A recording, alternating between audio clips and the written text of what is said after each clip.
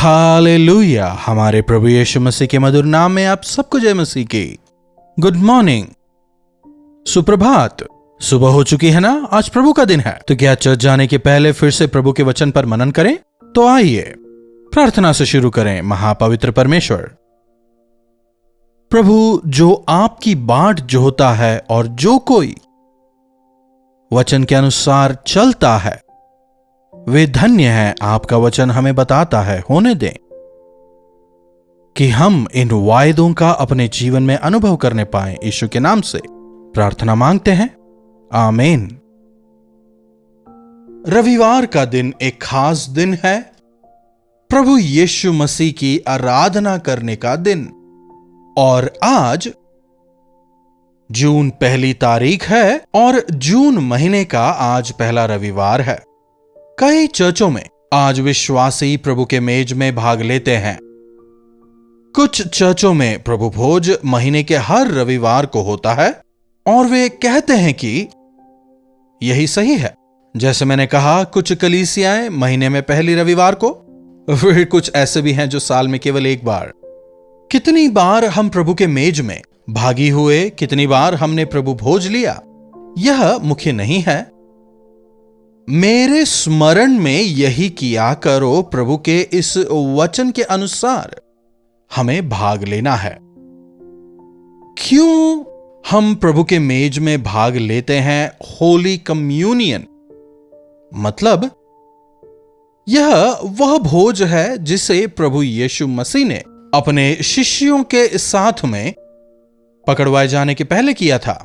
प्रभु यीशु ने इसे किसी संस्कार के तौर पर करने को नहीं कहा, लेकिन बपतिस्मा लेना और प्रभु के भोज में भाग लेना एक सादृश्य है, एक प्रतिबिंब है।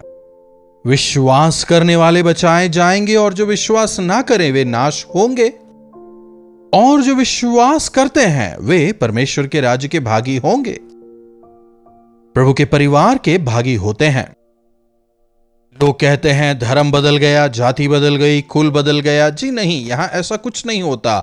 आत्मिक तौर पर हम नया जन्म लेते हैं, आत्मा के अनुसार जीते हैं, परमेश्वर के राज्य के भागी होते हैं, प्रभु यीशु मसीह के द्वारा छुड़ाए हुए बनते हैं।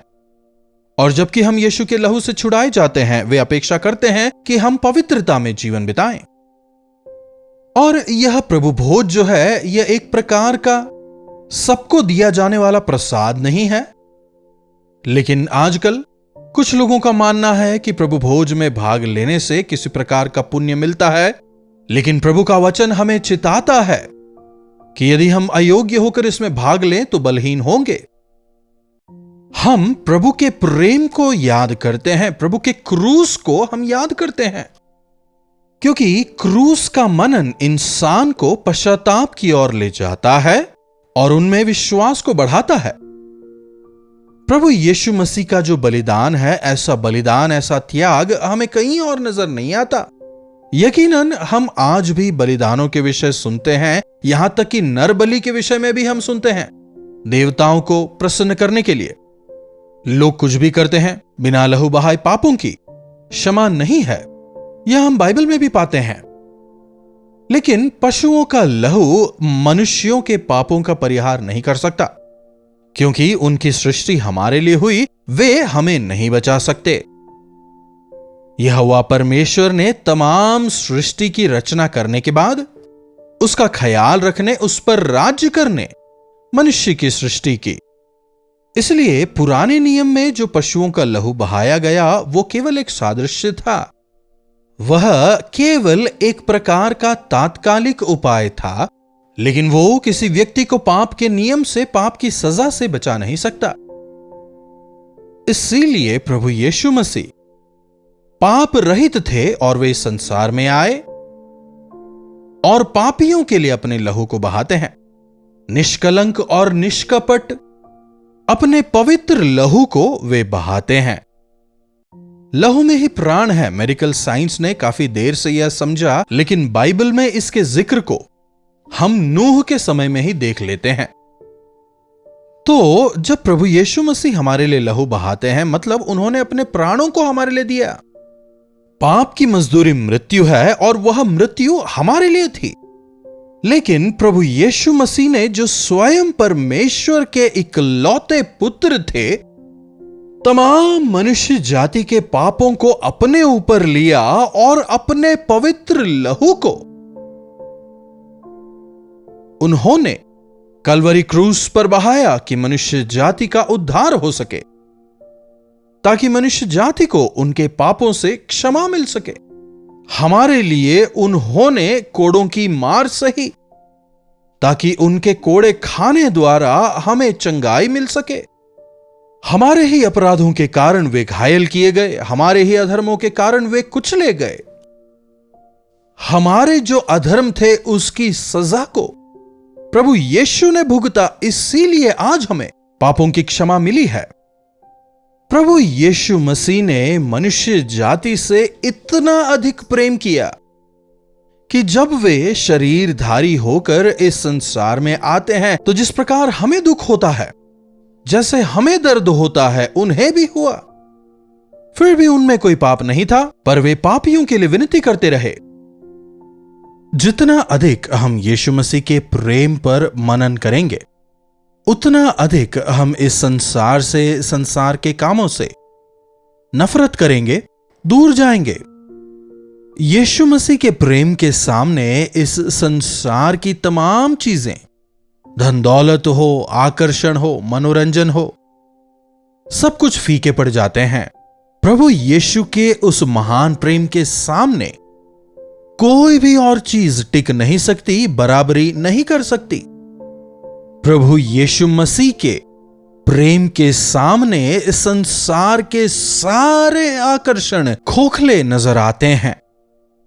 जब हम प्रभु यीशु मसीह के प्रेम का अनुभव करते हैं, शहद से मीठे उनके वचन की गहराइयों को समझते हैं, यह पूरा संसार उसके सामने हमें कुछ नजर नहीं आता।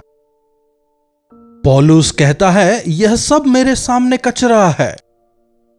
क्या कोई कचरा पसंद करता है? क्या कोई कचरे में सुख खोजता है? देखते ही नजरें घुमाकर चले जाते हैं। अगर हमें संसार का तिरस्कार करना है, तो मसीह यीशु का स्वभाव हमारे अंदर पैदा होना चाहिए। जब एक बार हम मसीह यीशु के प्रेम की गहराई को समझ जाते हैं, उसके बाद कभी भी हम पाप करने को उतावले नहीं होंगे। जिनमें परमेश्वर का बीज है, वे पाप नहीं करेंगे, पाप को सहन नहीं करेंगे। हो सकता है गलती से पैर फिसल जाएं, लेकिन वे ठहरेंगे नहीं। वे उस पाप से खुश नहीं होंगे। जब तक उससे छुटकारा नहीं पा लेते, शांत नहीं बैठेंगे। जब हम इस संसार में वास करते हैं, इस संसार की बुराई हमें बाधित करती है। यशायाह भविष्यवक्ता कहता है, मैं अशुद्ध होंठों वाला हूं। क्यों? क्योंकि मैं अपवित्र लोगों के बीच निवास करता हूं। अपवित्र लोगों के बीच ही हम निवास करते हैं। अनजाने में ही कई ऐसी बातें हमारे भीतर चली जाती हैं जो अपवित्र हैं, शुद्ध नहीं है। संसार का मैल हम पर लग जाता है। देखिएगा, तंबाकू वगैरह बनाने वाली फैक्ट्रियों में जो लोग काम करते हैं, जब वे वहां से काम करके बाहर आते हैं, भले ही वे सिगरेट वगैरह ना पीते हों, फिर भी उन पर से वह सिगरेट की बदबू आती है, क्योंकि वे दिन भर इसी माहौल में रहे, इसलिए उन पर से वो स्मेल आती है। इसीलिए हम भी जब इस संसार में वास करते हैं, इस संसार की बुराइयां, इस संसार की मलिनता हमें खराब करती है। इसलिए आवश्यक है कि हम अपने आप को मसीह के वचन से, यीशु के लहू से शुद्ध करते रहें। हम जब डॉक्टर के पास बीमार होकर जाते हैं, कुछ एक बीमारियां ऐसी होती हैं जो जल्दी ठीक हो जाती हैं। नॉर्मल दवाइयों से हम ठीक हो जाते हैं, लेकिन कुछ एक बीमारियां ऐसी भी होती हैं जिसके ठीक होने का केवल एक ही मार्ग होता है, और वो होता है सर्जरी। उस इंफेक्शन को हमारे शरीर से दूर करना है, इसलिए उस खराब अंग को निकालना होता है। तो जब जब हम मसीह यीशु के मेज में भागी होते हैं, मसीह यीशु अपने लहू से हमारे अंतरांग को पवित्र करते हैं। जब किसी मरीज की सर्जरी हो रही होती है, तब वो अपने आप को पूरी तरह से उस डॉक्टर के हाथों में सौंप देता है। तब डॉक्टर उसे ठीक करते हैं। इस प्रकार हर बार चर्च जाते समय हमें अपने आप को प्रभु को सौंपना है। प्रभु, मैं अपनी कमी घटी के साथ अपने आप को आपके हाथों में सौंपता हूं। प्रभु, मुझे पवित्र करें, मुझे दुरुस्त करें। जब हम प्रभु से कहते हैं, प्रभु अपने लहू के द्वारा हमें दोबारा शुद्ध और पवित्र करते हैं। मसीह यीशु का लहू हमें हर एक पापों से शुद्ध करता है। मसीह यीशु ने अपने लहू को इसीलिए बहाया कि हम उनमें पवित्र और दोष रहित होकर जीने पाएं। तो जब हम प्रभु यीशु के मेज में भाग लेते हैं, इसे बिना सोचे समझे आप ना लें। संस्कार के लिए इसे लेने के कोई मायने नहीं। इस्राएलियों के मिस्र से निकलते वक्त जब मृत्यु दूत मिस्र में प्रहार करने वाला था, तब परमेश्वर ने उनसे क्या कहा था? मेमने को मारकर उसके लहू को अपने चौखट पर लगाना। जिस घर में वह लहू होगा, मृत्युदूत उसे छोड़ देगा। यह पुराने नियम में एक सादृश्य था। पुराने नियम में केवल पशुओं की बलि थी, लेकिन नए नियम में यीशु मसीह स्वयं ने अपना लहू बहाया और हमें मृत्यु से बचाया। तो उनके उस लहू को याद करते हुए हमें प्रभु भोज में भाग लेना चाहिए। पकड़वाए जाने की रात यीशु मसीह ने रोटी ली, उसे तोड़कर उन्होंने उन्हें दिया और कहा, यह तुम्हारे लिए मेरी देह है। शिष्यों को शायद कुछ समझ नहीं आया होगा, लेकिन जब उन्होंने वो रोटी लेकर तोड़ी, वो सादृश्य था कि इस प्रकार मेरा शरीर तुम्हारे लिए तोड़ा जाएगा। उनके कोड़े खाने द्वारा आज हम चंगे हुए हैं। क्रूस पर चढ़ाने से पहले प्रभु यीशु मसीह को कोड़ों से मारा गया। कोड़े की मार की वजह से उनकी खाल उधड़ी और खून की धार बहने लगी। उनका सताया जाना वहां पर ही नहीं रुका।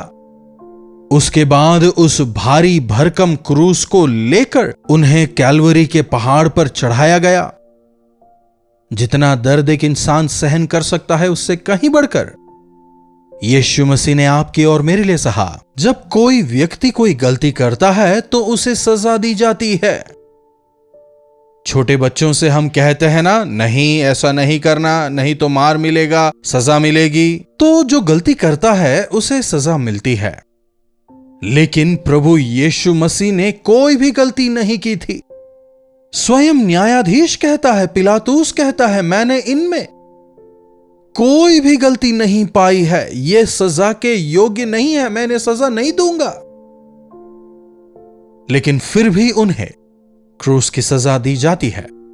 यह आपके और मेरे खातिर हुआ। कुछ लोग क्रूस को याद करके रोते हैं। उन लोगों ने यीशु को क्रूस पर चढ़ाया कहकर उन पर गुस्सा होते हैं। लेकिन यह रोमियों की वजह से या यहूदियों की वजह से नहीं हुआ, बल्कि आपके और मेरे लिए हुआ। प्रभु, आप मेरे लिए ही क्रूस पर मारे गए। मेरी गलतियों के खातिर ही आपको मारा गया, आपको सताया गया। इस बात को हमें समझना है और इस पर हमें विश्वास करना है। तो आज जब आप चर्च जाते हैं और वहां पर प्रभु के मेज में भाग लेते हैं, तब मसीह के प्रेम को याद करते हुए सतर्क होकर पवित्रता से अपने आप को परख कर उसमें आप भाग लें। अगर आप में ऐसा कुछ भी है जो आपको लगता है परमेश्वर के विरुद्ध है, जिसे लेकर आपका विवेक आपको कचोटता है, तो उसके लिए आप प्रभु से क्षमा मांगें। कई लोग ऐसे होते हैं जो प्रभु के मेज में भाग नहीं लेते, कहते हैं हमारा जीवन ठीक नहीं है। जी नहीं, आपको ऐसा नहीं करना। आपको प्रभु से क्षमा मांगनी है और प्रभु तुरंत आपको क्षमा करेंगे। हमारे सब अपराधों को शुद्ध करने में प्रभु विश्वास योग्य है। इंस्टेंटली, मन की गहराई से, पूरी सच्चाई से जब हम अपने पापों को कबूलते हैं और उनसे पश्चाताप करते हैं, मसीह यीशु का लहू हमें तुरंत शुद्ध करता है, पवित्र करता है। हम नए बनाए जाते हैं। तो जब आप प्रभु के मेज में भाग लेते हैं, सांस्कारिक तौर पर ना लें, बल्कि अर्थपूर्ण तरीके से आप उसमें भाग लें, सम्मान पूर्वक आप उसमें भाग लें, तब आप अपने जीवन में प्रभु की आशीषों को पाएंगे। प्रार्थना। महापवित्र पिता परमेश्वर, प्रभु, एक बार फिर से आपके वचनों के लिए हम आपके शुक्रगुजार हैं। वाकई में प्रभु, अगर आपने हमारे लिए क्रूस के उस बलिदान को नहीं दिया होता, अगर आपने हमारे अपराधों को अपने ऊपर नहीं लिया होता, हमारे पापों से अगर आपने हमें नहीं छुड़ाया होता, प्रभु हमारा क्या होता? आज भी हम पाप में जीवन बिता रहे होते, हमारे पास कोई भी आशा नहीं होती। लेकिन प्रभु, आपके क्रूस की मृत्यु ने हमें नई आशा दी है, हमें नया जीवन दिया है। इसके लिए आपका धन्यवाद हो प्रभु। जब कभी भी हम आपके मेज में भागी होते हैं, अर्थपूर्ण तरीके से उसमें भागी होकर, आशीषित होकर, आपके गवाह होकर जीने का अनुग्रह हमें दें। यीशु के नाम से प्रार्थना मांगते हैं, आमीन। अब हमारे पिता परमेश्वर का प्रेम, प्रभु यीशु मसीह का अनुग्रह, पवित्र आत्मा की संगति और सहभागिता हम में से प्रत्येक के साथ आज, कल और सर्वदा बनी रहे, आमीन। प्रभु परमेश्वर की महिमा हो। अपने प्रार्थना विषयों को आप हमें 9884907779 पर व्हाट्सएप, वॉइस मैसेज या टेक्स्ट के द्वारा भेज सकते हैं। हमें आपसे सुनकर, आपके बारे में जानकर, आपके साथ मिलकर आपके लिए प्रार्थना करने में काफी प्रसन्नता होगी। प्रभु अवश्य चमत्कार करेंगे। आप में से कई लोगों ने अपनी गवाही के द्वारा, व्हाट्सएप, वॉइस मैसेज के द्वारा हमें बताया है कि हमारे दोनों नए कार्यक्रम, क्या आप जानते हैं, और सच्ची घटनाओं को आप देख रहे हैं, और ये दोनों कार्यक्रम आत्मिक जीवन में आगे बढ़ने के लिए आपको प्रेरित करते हैं। इनके लिए मैं प्रभु का धन्यवादी हूं। जिन्होंने अब तक इन कार्यक्रमों को नहीं देखा है, आप भी इन कार्यक्रमों को देखें, आप भी अवश्य आशीष पाएंगे। अगर आप हमारी सेवकाई के बारे में अधिक जानकारी चाहते हैं, या फिर आप पवित्र आत्मा के द्वारा सेवकाई में मददगार होने के लिए प्रेरित किए गए हैं, तो फिर आप हमसे अवश्य संपर्क करें। हमारी टीम आपको तमाम जानकारी मुहैया कराएगी। इन्हीं वचनों के साथ आज मैं आपसे दोबारा विदा लेना चाहूंगा। प्रभु आप सबों को आशीष दें। कल्वरी दर्शन, ये है प्रेम के दर्शन, यीशु प्रेम के दर्शन।